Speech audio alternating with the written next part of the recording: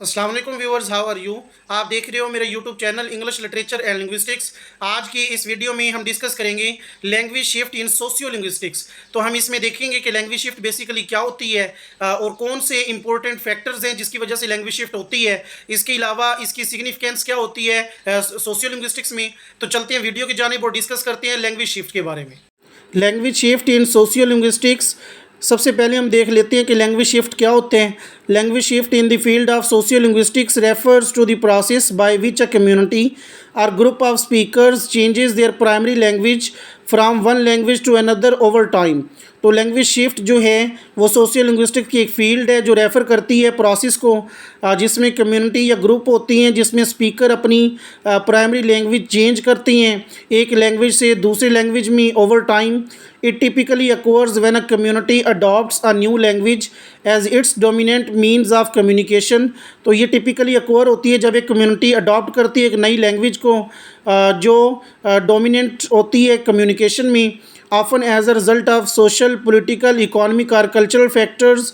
तो जो नतीजा होता है सोशल पॉलिटिकल इकोनॉमिक या कल्चरल फैक्टर्स का। Language shift can occur in various contexts such as in migrant communities where the new generation gradually adopts the language of the host country while the ancestral language is gradually abandoned। तो language shift जो है वो acore होता है various context में जैसा कि जो हिजरत कर जाती हैं वहाँ पे जो न्यू जनरेशन मतलब जो अडॉप्ट करती है लैंग्वेज को वो होस्ट कंट्री की करती है और इसके अलावा जो उनके आबाओ अजदाद की लैंग्वेज होती है उसको अबंडन कर दिया जाता है। It can also occurs in indigenous communities when the younger generation start using the dominant language of the surrounding society instead of their native language। तो ये इस तरह से भी वकूफ़ पज़ीर होती है कि जो इंडिगनस कम्युनिटीज़ में जो यंगर जनरेशन होती है वो स्टार्ट कर देती है डोमिनेंट करना लैंग्वेज पे गिरदोनवा में सोसाइटी में अपनी नेटिव लैंग्वेज के सिवा। तो मतलब नेटिव लैंग्वेज के सिवाय वो जो डोमिनेंट लैंग्वेज होते हैं वो उसे बोलना स्टार्ट कर देती हैं। कुछ फैक्टर्स होते हैं जो कंट्रीब्यूट करते हैं लैंग्वेज शिफ्ट में, तो इसमें देख लेते हैं। नंबर 1 हमारे पास है prestige and power. Number 2 economic opportunity. Number 3 education. Number 4 urbanisation and migration. तो ये फैक्टर्स हैं जो कंट्रीब्यूट करती हैं लैंग्वेज शिफ्ट में। तो language shift can have significant implication for both the individual speakers and the community as a whole. Language shift जो है वो सिग्निफिकेंट इम्प्लीकेशन डालती है दोनों पे, इंडिविजुअल स्पीकर पे भी और कम्युनिटी भी मुकम्मल तौर पर। It can result in language endangerment or even language death where a language cases to be seen by any community members। तो ये जो नतीजा बनता है लैंग्वेज इंडेंजरमेंट का या लैंग्वेज डेथ का जहाँ पे लैंग्वेज सीजेस जो होती हैं वो स्पोकन होती है किसी भी कम्युनिटी मेंबर्स की तरफ से।